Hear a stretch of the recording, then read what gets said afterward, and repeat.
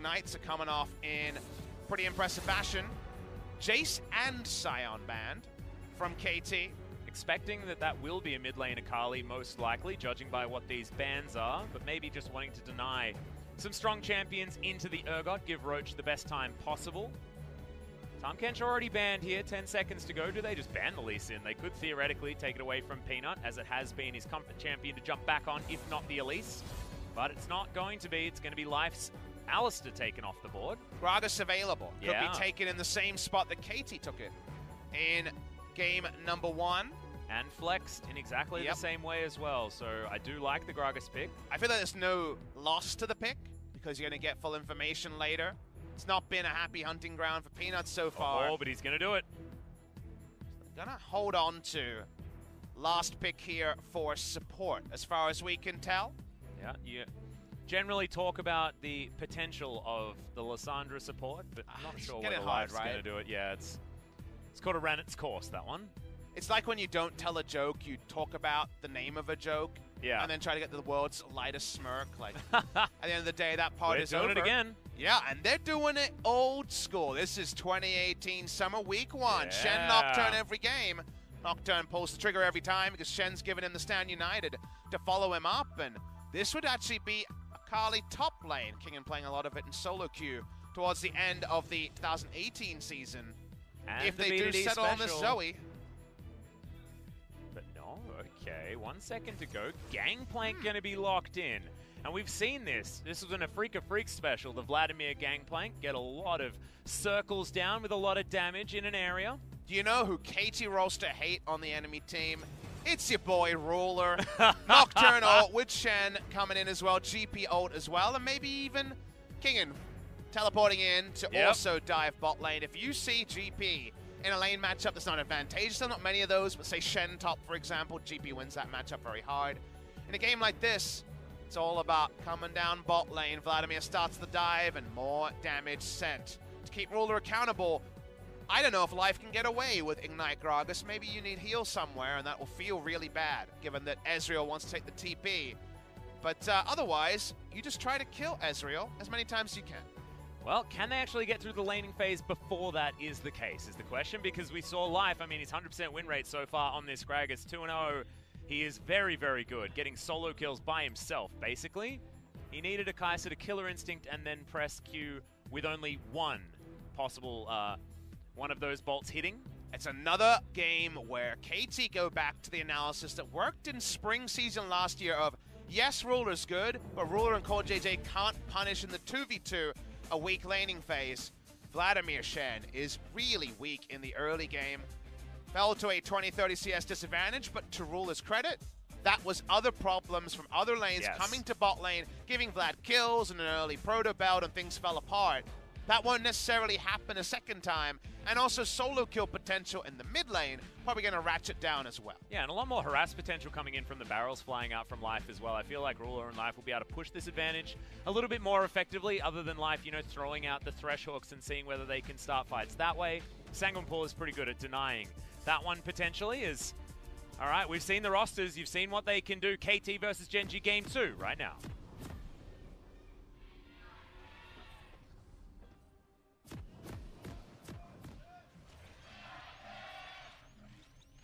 Gen.G faithful, very keen on having a Gen.G victory, or at least making this one a 3-game series. Fly on the Lissandra, wanting to run it back and do a little bit of a better job this time around. Last thing you want is to lose this match, because Atlas, that means there's separation to joining Jin Air rather than escaping from Jin Air's current predicament at the bottom of the ladder, and that is not a grouping you're looking for. 2 teams have to play in relegations, guys. One of the few regions around the world that still has promotion relegation, played at the end of spring and the end of summer season. So given that, your place on the line, VSG and Challenger could be doing their best Griffin and Damwon impression before too long.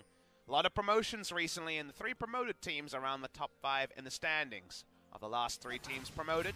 Yep, VSG, of course, formerly GC Busan, and have picked up a bunch of new players as well recently, so looking pretty exciting coming from Challenger as they run Gen.G grabbed the first CS. They run 2 5-man rosters and win those games 2-0, which lets you know there's a lot of good stuff going on there. Yep, Gen.G late invade, like you mentioned, at worst klepto procs, but At best, you get a lot of information about UmTi's pathing on the level 6 special in the Nocturne. Yep, going to play it as safely as possible, taking down this red buff, but does get a pretty decent leash from SnowFlower and Zenit. As our Ruler's trying to start the zoning very, very early. Zenit going to tank that one up, but now Life in position. And yeah, getting a license to head towards this minion wave is going to be pretty rough. But they bought the license. This was really smart level 1 from Gen.G, because think about how many things you get here. Ezreal comes in, they confirm the Nocturne start, they slow down the jungle leash, they get some Klepto procs, and they zone away from level 2 access.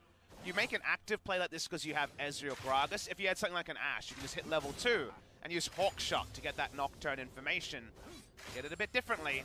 One engineered level 2 is speaking of level 2s. Yeah, the Flash Disdain is going to come in as the level 2 immediately lands. Kingen wants to get out, but the level 2 gank's too good, and despite a miscue, Peanut will grab first blood very early. Level 1, level 2, beautiful stuff from Gen.G. Love the top lane gank. 0% chance of a counter gank because of the level 1 vision, eyes on the Nocturne. Sort of plans that we just haven't seen in the past from the side of Gen.G. We see it here, and all UmTi can do is stop there being a wraparound gank if Peanut stayed top. Yeah, and also that ward over there, that control ward's not going to see that particular one. I believe Kingen may have seen it go into the brush when he tried to get away. So information available, UmTi not going to reveal himself. So Gen.G do need to respect the possible locations of the Nocturne. Let's see this one again. No chance Nocturne is here. Counter gank, no chance for Kingen. He's done, nicely played. Q doesn't hit, but he's getting his eye in on those for the future. On comfort, Peanut finds a kill involvement. Kingen can still push up the wave, and we'll see how the CS looks in a matchup that seems bold, but the oranges might be very helpful against the imminent threat of the ultimate from the Urgot, and it's something we'll track as the laning phase goes on. Yep, King goes home and gets himself a Sapphire Crystal, which feels real bad, but just wanted to go back. Regen all of that mana that he lost, shooting Roach underneath that turret. There's Zenit and SnowFlower doing okay down here, only behind by about 6 CS. And as far as lanes that are going to lose are concerned, what's an acceptable CS deficit here for Zenit as we enter the mid-game? Now, the last part is relevant. In the early laning phase, you would say it's probably going to be a huge loss pre-level 6 on GP and Nock, but then GP and Nock kind of bail Shen and Vladimir out a little bit. Feels like they're the government bailouts here. Yep. Because the ultimate threat makes those extra aggressive trades a bit more risky. If there wasn't the globals to be called in to help bot lane, I think 25 CS would be fine. Just given the champions and that both of them do much better out of laning phase. But those level 6s aren't hit, and Peanut is transferring his success top into some play bot lane, so you can push up pretty relentlessly if you are the Ezreal and Gragas. Yeah, not sure how much information is actually over on the KT side. Still not playing as if Peanut is around, but playing very defensively nonetheless. Peanut on the bottom side. Dragon is going to spawn as it ticks up to 5 minutes into this game. And Peanut looking to start it off basically immediately. Life and Ruler are over here, able to offer damage. KT knows about this, as UmTi's going to pay a visit to the mid lane. He's looking to beeline over to try and stop this dragon. Didn't really pick champions that can deal with this too well, but they're going to take the risk anyway. UmTi is going to get flashed on here by Life. The Q does land as Peanut's waiting for the flash. UmTi waits even longer though and uses the Dustbringer to get over to this Blast Cone. Good double taunt, as it feels like SnowFlower may have just sacrificed himself for the good of his jungler. Bit of trading places there, and the Vladimir also will have to exit lane as his support is down. Not sure if it's worth, but UmTi keeps his life. BDD continues to push in mid lane. KT picked a comp that can't brawl pre-6. They are waiting for better timings, and that's why Gen.G gleefully accept everything they can get. And I'm not sure whether SnowFlower had to die there. It felt like UmTi had made it to the other side of the Blast Cone, was able to get out. But SnowFlower just wanting to make sure to guarantee that Nocturne was going to be safe. Didn't want to lose him this early on. Peanut going to be able to take down this Mountain Drake. Takes a lot of a beating. But with Life helping out, they will be able to grab it. Secures it pretty humbly. Gen.G with 1,000 gold lead to start this game, 2-0 up. UmTi walks in, and Life hard commits to this. UmTi able to get out because he holds on for the resonating strike there. Let's watch the replay. A body block as UmTi goes in. I tend to agree with you. I think SnowFlower misread the map and didn't understand that Fly is coming from the top and Ezreal's coming from the back. There's no way out there.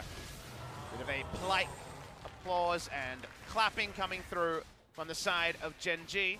Probably was avoidable, but the Drake on the back end is the other good moment for the side of Gen.G. Yeah, there were some perplexed faces in that coaching booth, and understandable, but 2-0 is Peanut. Having a turnaround performance on the Lee Sin, something that we haven't seen for quite a while, but certainly a welcome thing for a lot of our Gen.G fans out there, and Peanut fans in general. And the best part is, look at the draft, and you say, yeah, Urgot versus GP early, yep, Lissandra versus Akali early, definitely the bot lanes, 3 winning lanes. Yeah. On paper, and a jungler that's more proactive 3-6. Gen.G have done a lot of stuff, and that's something we could have assumed by Gen.G by reputation or their play so far. Roach all inning on top. As Kingen, he might need to throw down that barrel, but Roach is just going to eat him. Okay, eat some oranges. He is going to be K for the moment, but the Ignite and the last auto are enough to do it. Solo kill for Roach on the top side against the Pirate. And even with the oranges, he wasn't okay. Peanut out of screen, just watching the play and kind of clapping along as the solo kill comes down on the top side. Nicely played there from Roach. The extra auto required, I think. I couldn't actually see how many ticks of Ignite had come in earlier. Level 6 is hit by BDD and UmTi, but kind of bold to try to kill an aftershock Lissandra with Flash. Yeah, exactly. Also still had the ultimate available as well, so BDD wanting to try and bait something from Fly. But at the moment, level 7 means that BDD can be pretty dangerous as he back to the Shroud. Watch the replay of this play. Watch Peanut here, who's just like, cool, I'm going to wait on this. Yep. Chill's in the back line there, waiting and biding his time, and watch this play happen. Now, oranges do override the CC, so the Fear Beyond Death does not arm in that scenario, but auto-ignite, it's all to Roach's understanding, and he comes back in. We weren't sure if he'd play this series after CuVee had a good game number 1. Yeah. He makes solo kill look easy. Damn right he did. So, Roach, you can understand why he's been subbed back in, but I don't know why he was subbed out in the first place. Certainly was a good look for this squad, as UmTi still has that paranoia, wants to make the first one work. The bottom lane is an understandable place to throw that one down. As BDD gets Frozen Tomb, does manage to backflip his way out. They trade some abilities here, but Lee Syndrome doesn't come down as now Fly's trying to do what he can. Ruler has been bounced on. Hemoplague will get rid of him, and 2 kills very quickly for KT. As I think I've seen this one as well, as the oranges have been eaten. Corrosive Charge, not enough to get rid of Kingen this time. Has teleport, thankfully, for the GP. But you see what the draft does. Attacks bot lane. There is no heal between Ruler and Live, so that's why it's a double kill. In that case, they don't have the GP ult to throw it down. He would have ulted and maybe been distracted and died to Urgot solo again. But Kingen just has to grin and bear it. It's all about getting Zenit and SnowFlower going. With assistance, here's the assistance, SnowFlower. That's a sick taunt flash onto Ruler, and then the Hemoplague comes in, and there's no heal, so there's no chance for the duo of Gragas and Ezreal. Yeah, like the KT understood that they weren't going to get killed by the Ezreal, so they let the Hemoplague take him down and guarantee the kill. Onto life. UmTi being proactive here in this early game. 1-0-1 now on the Nocturne. Level 7. As Roach doesn't have a bounty just yet. That belongs to Peanut. And this is where we have to talk about things I think sometimes fans find it really tricky to fully appreciate. But GP loses this lane way better than Ezreal Gragas lose the lane against Vladimir, because GP has very strong scaling going into the game, and Ezreal's all about hitting his core items and hitting them early. GP's happy to just kind of be a extra piece and punching bag on the top side, but an extra piece in the bot lane domination. And they're trading double kills. Yes, you're already trading up in terms of gold, but you're getting Vladimir through a hard laning phase into the ascendancy of that mid to late earlier than needed. And GP can hang back, pop his oranges, lose by 20 CS, and probably be just fine. Well, the thing that's ridiculous is you were talking about that 25 CS margin, and yes, you're right, the global was utilized in order to get a lead down here, but that's a turret plate going over to KT in a lane where they have absolutely no right to get one. And right now, KT, despite being down a kill, are going to be ahead as far as the gold reads. Mountain Drake, not entirely sure whether that's going to be relevant here for Gen.G, but if they can get 2, it certainly will be. And their composition that does have an AD carry. Last game, if you remember, it was KT that was able to get the monopoly on the Dragons. A lot of early game power. Now, bottom side is where they have the advantage, and they're trying to press it forward as BDD moving down. UmTi also moving down. This is the ults are up, let's dive bot lane timing. Now, Gen.G ahead of this, they're already on the top objectives. So how many objectives can KT get here? You'll take a Mountain Drake for Rift Herald trade if you're Gen.G. Yep, and they're going to take it earlier as well, as now Kingen has to be real scared. Only Ninja Tabi to try and save himself from this situation, as Peanut lying in wait, and Shelly is going to be unleashed. Onto Kingen. That's a lot of turret plates. They're going to come in for Roach. And they're so happy to see the Mountain Drake coming down so late, like you mentioned. Turret plates and also maybe just first turret blood, as GP can do nothing, and he wants to ult bot lane to get a double kill again. Yep. Gonna have that cannon barrage available, puts it down immediately. Paranoia comes in immediately. Stopwatch comes out though, as the flash was maybe a little bit of a bridge too far, but UmTi is going to die. Okay. Ultimate comes in, stands united, also double duty as SnowFlower gets himself to relative safety, but now the taunt is going to miss. Roach pays a visit. Ruler eventually goes down, but it's a bit of a fiesta down here on the bottom side of the map, and a double kill goes over to Fly. BDD uses the last charge of the perfect execution to get himself over the wall, and as the dust settles, Gen.G now have the lead. And they'd read the spoilers, so they get way more turret plates and way more gold over the cross of the map, even if Ruler and Life eventually go down. The turret there is going to stay pretty healthy, still 3 plates up, and this play was so obvious. Very transparent from the drop, and also just the Drake being taken. Ruler buys a lot of time at the start, and again, he walks up again because it's about buying time. It's about, let's get so many plates in the top side, so much of a push to make this happen while Fly comes in and the double TP. Fly comes in, they get the Nocturne, they get SnowFlower, and even the duo of Gen.G going down for a second time this game is still overall worth from a Gen.G perspective. Yeah, and they invested a hell of a lot in that play as well. There were 3 control wards around the bottom side of the map, and you mentioned the fact that it was basically a given that it was going to happen. Gen.G do read it like a book, but 500 gold is not really much of a lead, moving into a late game that has the Gangplank moving around, the Vladimir moving around. Gen.G do have the ruler factor though, and always has to be taken into account. We've all seen how he can kite around a late game team fight, especially on the Ezreal. He almost managed to do it in the last game, but wasn't quite able to. Tipped at the post. This could be a more difficult test with some of the champions KT have put together. But this is not an early game that is as bad for Gen.G. But this is also not a late game yet. And at this time, at the 1 item point, I feel like Gen.G is stronger.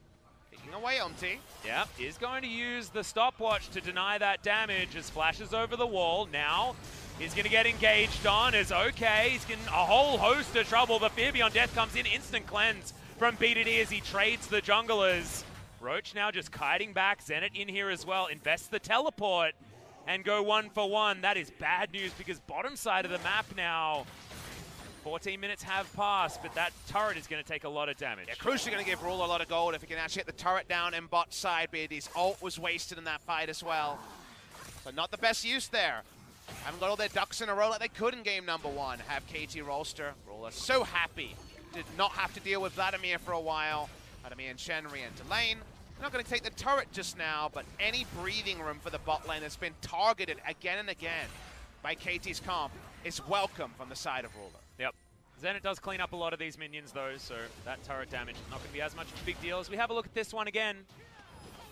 A lot of buttons and a lot of summoner spells down in this skirmish. It's a lot used to begin it, and then UmTi just dives in, wanting to get a double kill. However, importantly, the Fear Beyond Death arms, and that's so frustrating for BDD, because he has to use Cleanse before Lissandra even hits the fight, and then has to get out. So yeah. Isn't able to try to combat through something like the Frozen Tomb.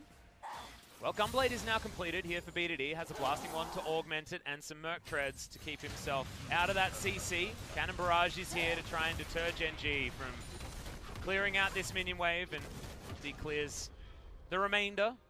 So saving the outer turret in mid is KTRolster, but now don't have one of those tools that they've been talking about. The Gangplank becomes a little bit more easy to take down.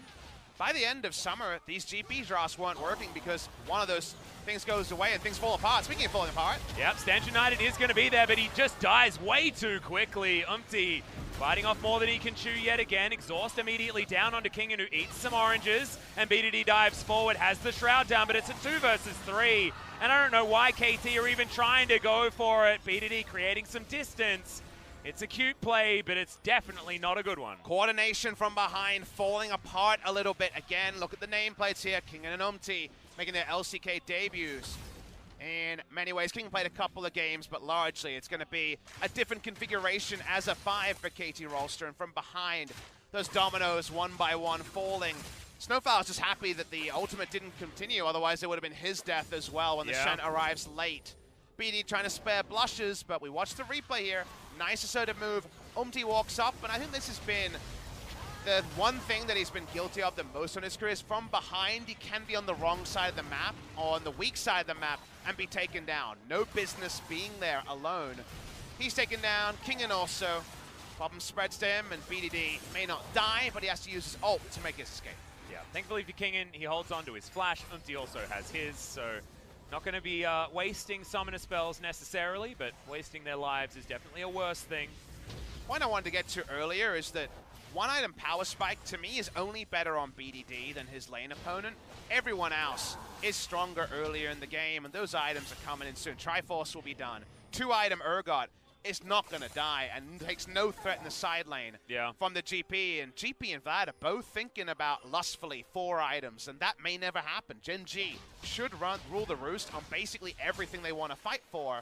Only question is, what do they want to fight for? Because Ocean Drake, not going to be the highest priority thing to fight over at 18 minutes.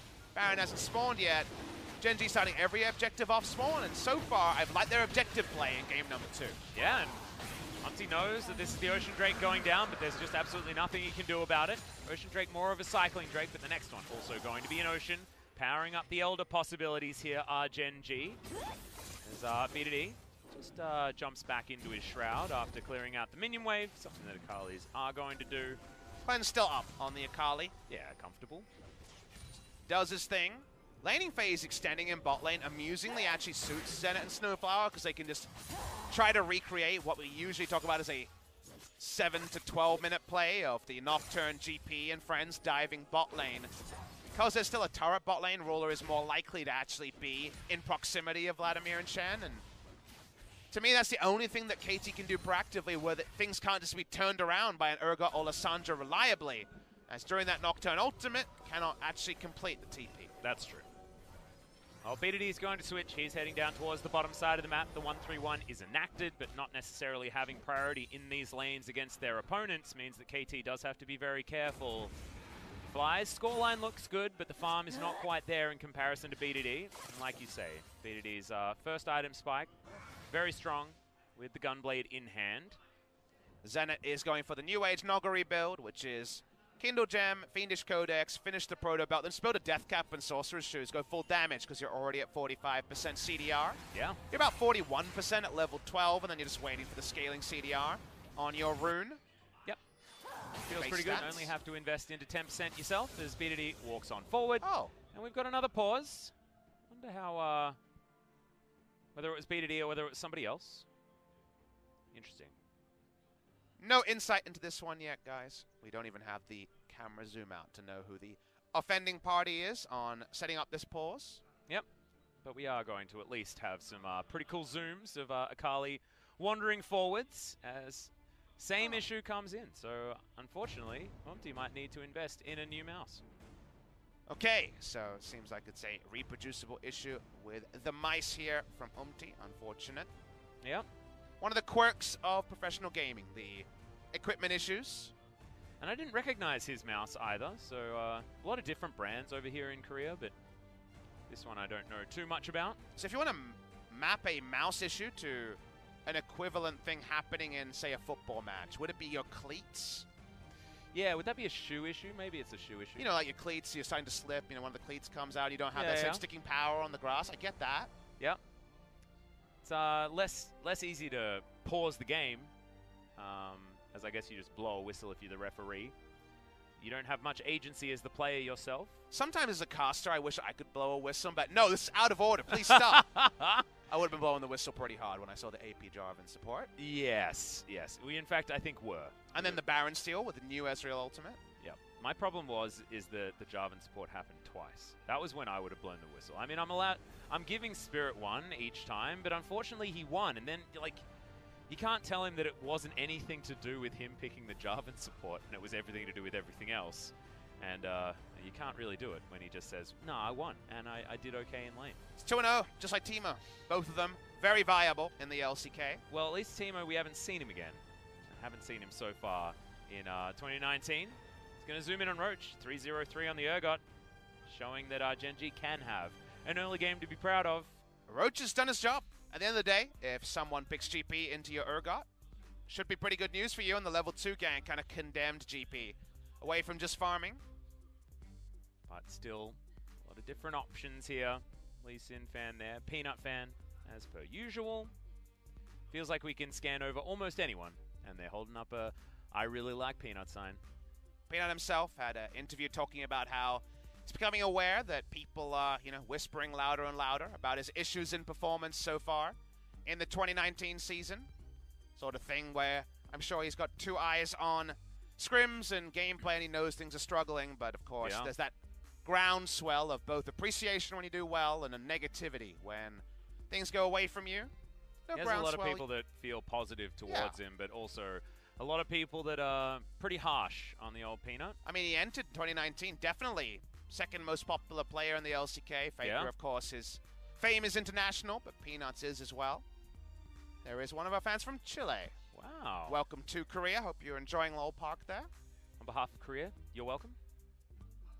Weird for us to be representatives of Korea with our poor Korean. I mean, we're the only ones here that actually have a voice, though. I'm sure that the Korean broadcast also did hopefully the same thing.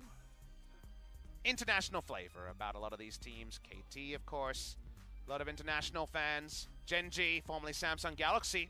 Maybe some of these fans were live in Beijing and saw them win there, and that, of course, helped their Chinese fan contingent quite a lot. Yep. Thumbs up meme. Is that supposed to be a KT? I think it's... Yes, it is.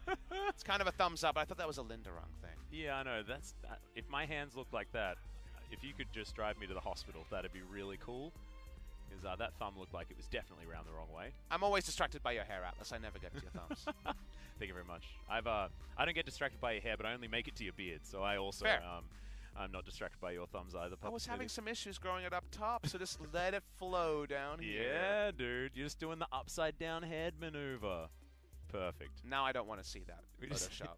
We just need to draw a mouth on your forehead. No. Happy birthday, Roach. Wow, okay. So didn't even get to start on his birthday. At least he gets first blood in game. He got a birthday present. It's a level 2 gank and an Urgot versus GP matchup. Could you ask for anything more? As a pro player?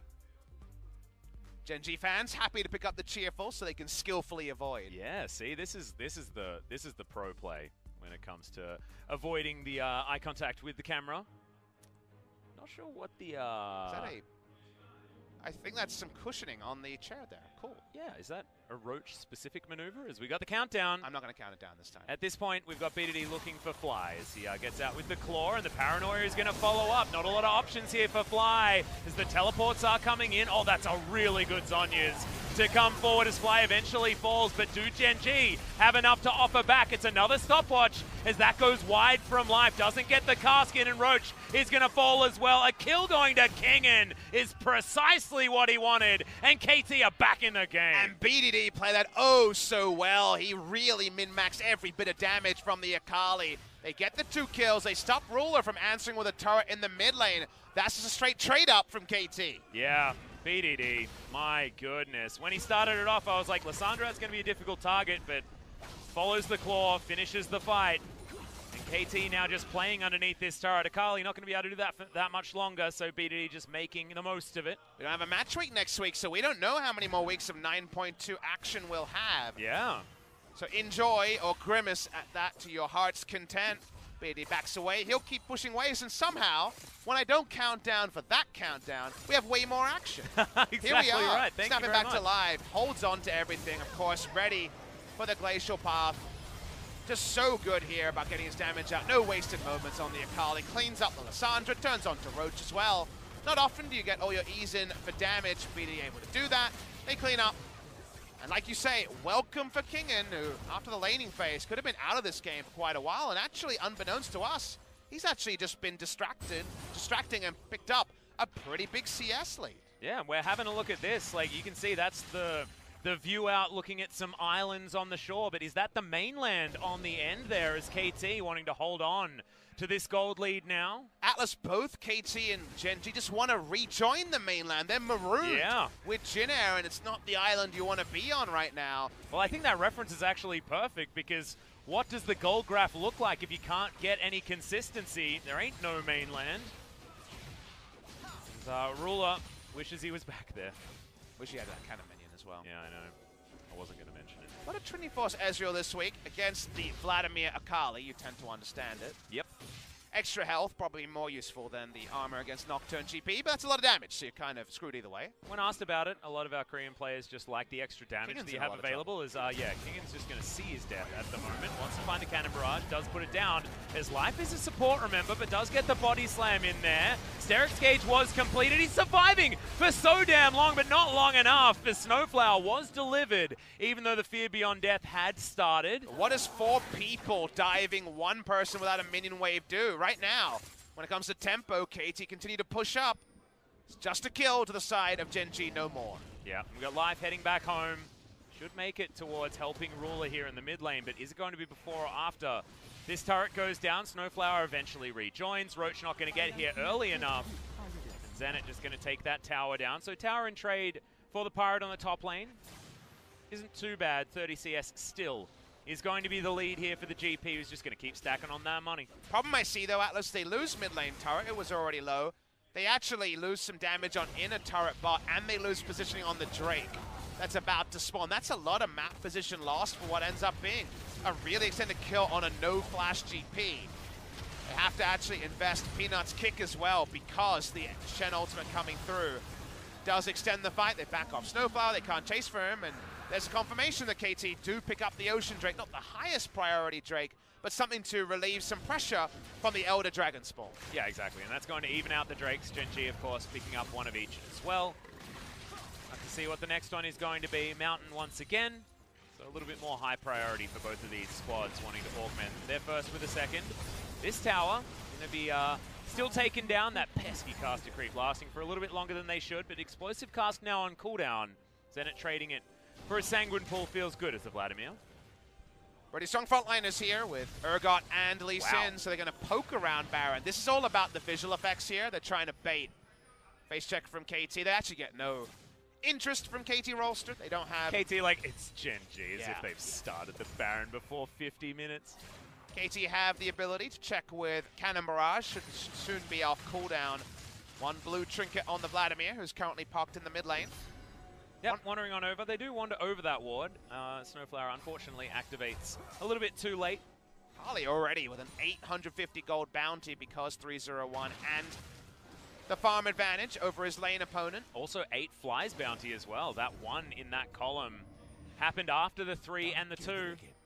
Means that I believe an extra 600 or 700 gold went over to B2D when he took him down. So Morellonomicon and Seeker's Arm Guard now completed. When he went into that fight, it was just a blasting one. So this Akali does need to be respected, but Fly's found himself a free lane and will be able to take down this turret without any issue at all. Happy to just take the local gold and hightail it out of there, because long lanes aren't too kind against GP with 2.5 items, or the Akali as the matchup goes on. There is actually kill pressure when Lissandra can't just glide down a short lane with her E.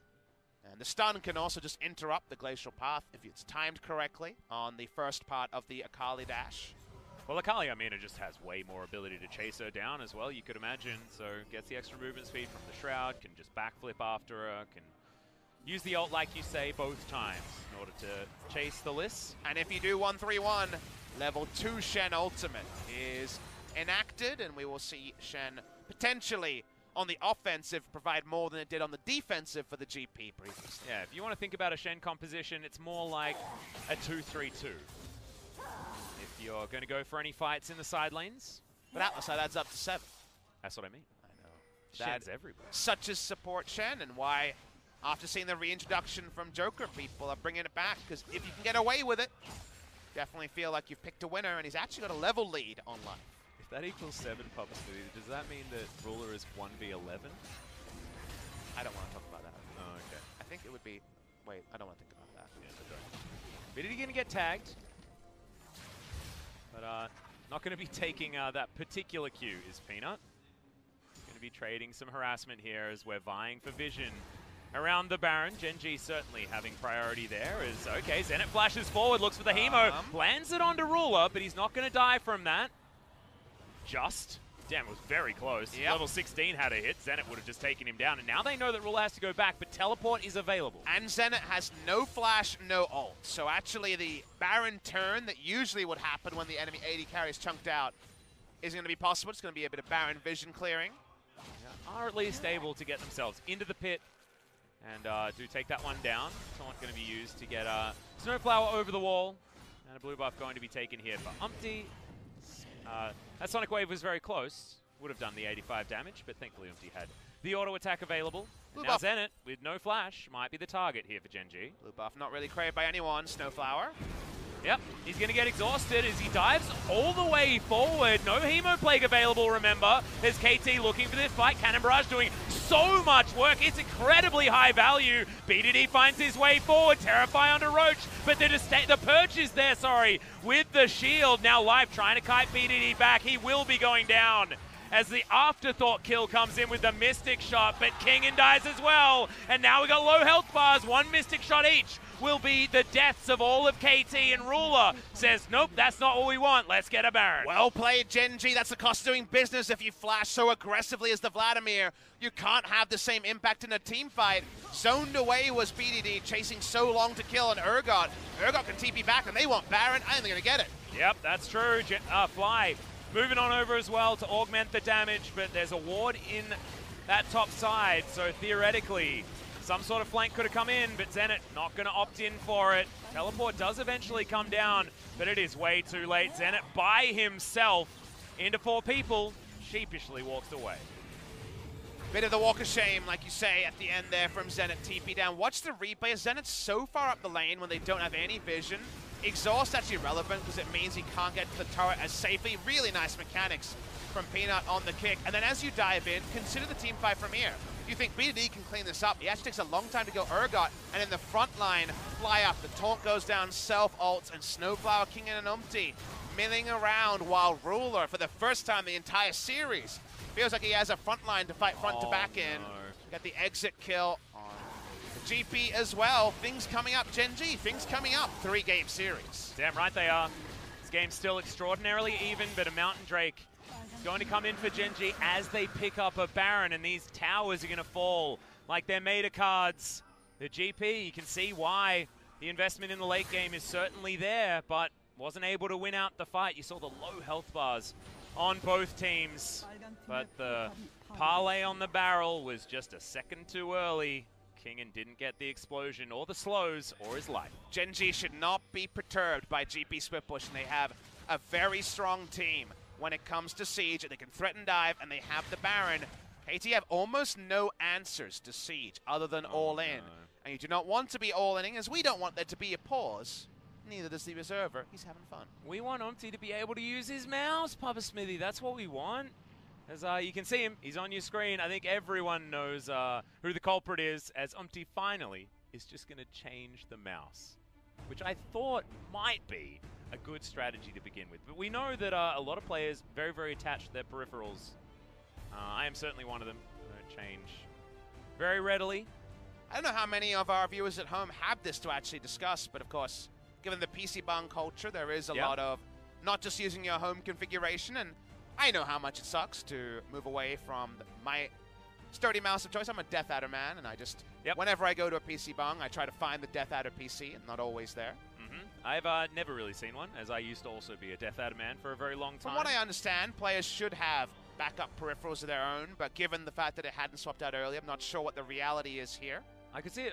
Back when we were with OGN, I remember the buckets of the players' peripherals that they used to bring with them. So generally they do have a backup, but we do have a lot of stringent things as to which peripherals you're actually allowed to use, because you're not just allowed to plug and play a random mouse that you get just because it may be tampered with, right? So you have to be very, very careful on what peripherals you're going to have available to you. Which is the part which I don't understand is, obviously we had this issue twice. You would have thought it would have been swapped out the first time. So, again, no read on that one, guys. Hopefully, if it is a big enough issue, Riot Korea could release a statement on it.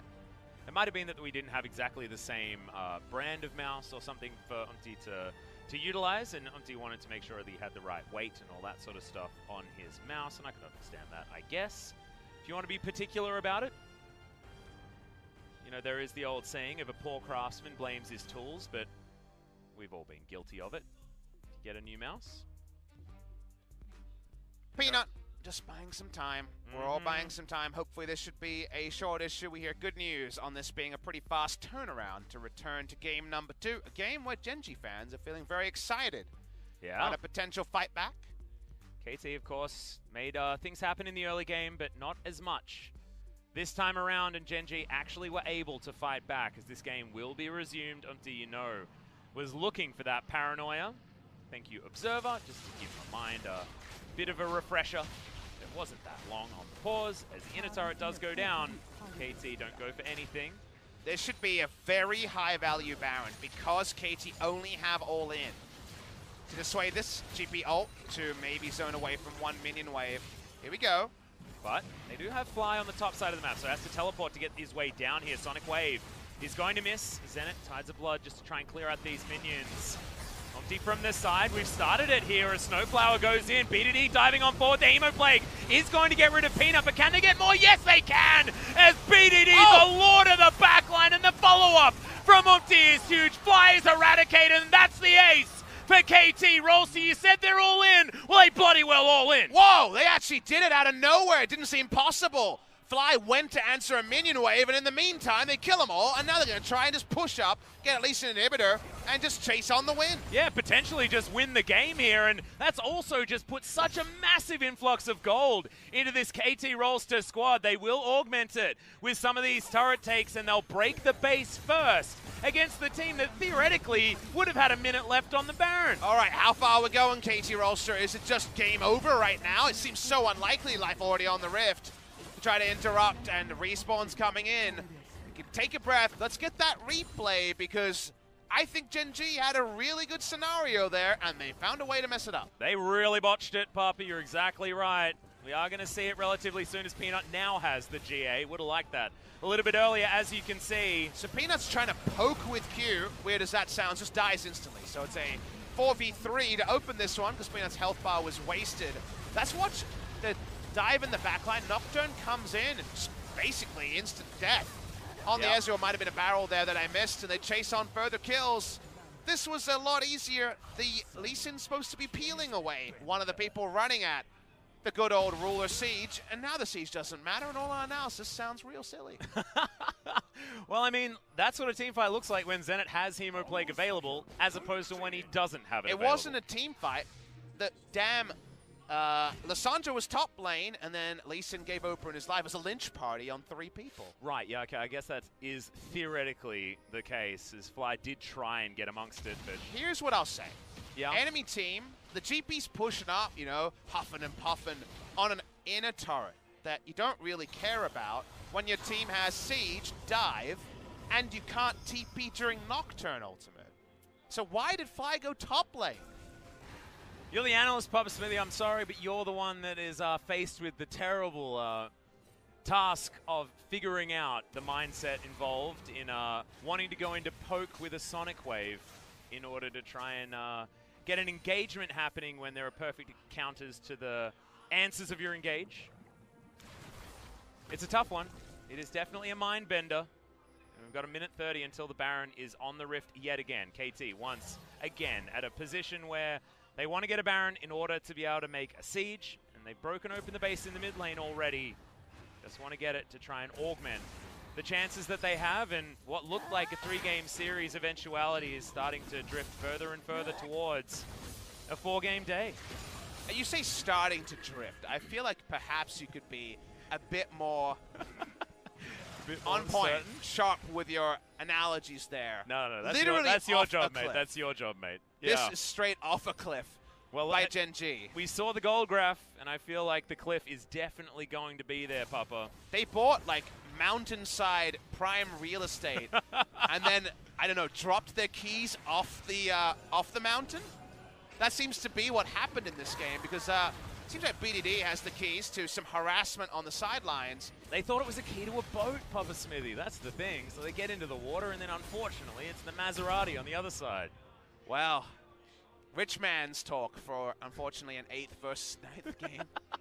I think the brand names need to be adjusted down a little bit. All right, all right. And I gotta say, some on-brand items from the Vladimir. He's got no imitation stuff going on here. Void stuff is done. And the Zhonya's is a recent completion. And if you had a look at how the last team fight went, you can imagine that he certainly wanted to have some of that stasis. Because Vladimir is going to be more and more difficult to deal with. 3,000 health as well as just building straight damage is just so scary as Kingen running on forward. Roach is slowed down, and I don't know what he can actually do here. The flash taunt comes down as Fly comes in with a lot of CC, but Paranoia is going to stop any extra engage. BDD fighting against Peanut, but on the back end, Zenit trying to go forward. Doesn't actually get too much, but the Hemo Plague gives his health back as Fly's ran out of buttons that can save him, and BDD's the one that finishes it up against Ruler. Roach and Fly limping away as these solo laners are having a real hard time. And Peanut on the backside, KT have just split them up, and now they're just looking for the win. With Ruler dead, they're going to try and end the game. 40 seconds on the Ezreal. Peanut would actually be smart to stop the minion wave. It's the right call here, but KT might brute force it anyway. Yep, BDD going to dive on forward, does have the Shroud down as well, so not going to be collecting the turret aggro. First one going to come in here, as that's the backdoor bonus onto these turrets, meaning that they can't actually take them. Zenit is going to go down. That is a huge deal as Peanut can get back in. The fear beyond death is instilled in the hearts of the KT fans as Gen.G get an ace back. And they might win. Wait, they're going to no, try and King push. is still alive. It's not an ace, but they might try to win this game. What are they going to choose here, Gen.G? Death timers are long, but GP can wave clear. That's the variable to consider. Gen.G say there's only one. 20 seconds on UmTi. How much can they get? Oh my goodness. Teleport to get Ruler back into the fight. It was the only casualty from that ridiculous team fight fought on such a large amount of fronts. Kill the barrel. Yeah, barrel isn't going to be killed though, as the cannon barrage does come in. Backdoor bonus is not going to save it against 5 members of Gen.G. They're going to have to wait for another minion wave to conga line forward so that the Nexus turrets can start being under fire. Gen.G say, we want an inhibitor and we want a Baron. And we'll be happy with that. UmTi's still alive. Now alive. Will he be able to actually get onto this Baron pit? Let it not be known that Papa endorses the F word. Fiesta is definitely here in this game. Can confirm. Fiesta ending to what has been an entertaining game number 2. Gen.G get the Baron as they deserve. They get the inhibitor, so I think overall they didn't try to bite off more than they can chew. And, well, the answering objectives in Ocean Drake. Let's understand all of this. In the mid lane, it's all about the catch here. And consider Ruler's options, because he really wants to fight, and Roach has a big health bar. But when you have Paranoia, the only good news is that Lee Sin buys a lot of time on the Akali on the top side. And that means Akali doesn't hit the fight, but Ruler can't kite anywhere, unfortunately, and ends up kiting his way to BDD. But that's only a single kill. It's only a single kill to begin this, and Peanut makes the very educated decision of cutting the minion wave. He's actually just tussling with a Shen, I believe, on the bot side, but the ultimate, the Fear Beyond Death, respawns for a second time. Comes off cooldown for the secondary kill here, just off cooldown for Roach. As KT being too bold, they went for the win that wasn't actually on offer. Nope. And there were just no minions remaining, so they had no business underneath those turrets. And now it's the opposite scenario. Inhibitor respawns in the mid lane. Gen.G going to have the priority with the super creeps heading down towards the base. We have to go back to what we thought about in the earlier stages. Ruler going to have a hard time against everyone jumping on him. That's why he's built a GA this time around. Not going for something like the Blade of the Ruin King. And you know what? Roach just wants to win a damn game on his birthday. Exactly. He's bought a redemption to try to help out his team. He's like, guys, I know the Vladimir ult's ruining us and no one else can afford this. I'll bite the bullet. I'll get the redemption. I'm not going to lie to you, Papa Smithy. In order for Gen.G to get some redemption, they're going to need a whole lot more than just one. I'm waiting for Life to pick up his. Maybe 2's going to be enough, but I don't know whether just having one on your Urgot's going to be enough. Duskblade of Drakthar as well as a Ghostblade done for UmTi. He is actually a torpedo. He goes in, he'll explode when he gets there, but he'll do a bunch of damage. And maybe the Vladimir Wombo next to a redemption. Who's to say that that Ruler can't carry this one? He's got the GA as well. Here's the fight. Peanut on the top side trying to once again gatekeep BD out of a fight. Second inhibitor will go down. Baron for another minion wave and a half. They're going to bring in that minion wave in mid lane. And do KT try to pull the trigger? Damn, did it pay off in bot side, but this time, hopefully Gen.G stay as a 5. Yeah, going into a unit of 5, that's going to be the issue here. I don't think Peanut was actually spotted heading up towards the top side of the map as he wants to conga line that minion further forward towards the last remaining inner turret that's on the top side of the map. 2 inhibitors now being laid to waste. Baron Buff still alive, still on the Gen.G roster for 46 seconds. 500 gold is only the power play as KT have been able to get a little bit back, and Kingen is big on this Pirate. The barrels need to be respected. Zenit is huge, but can KT actually find a fight that they can win?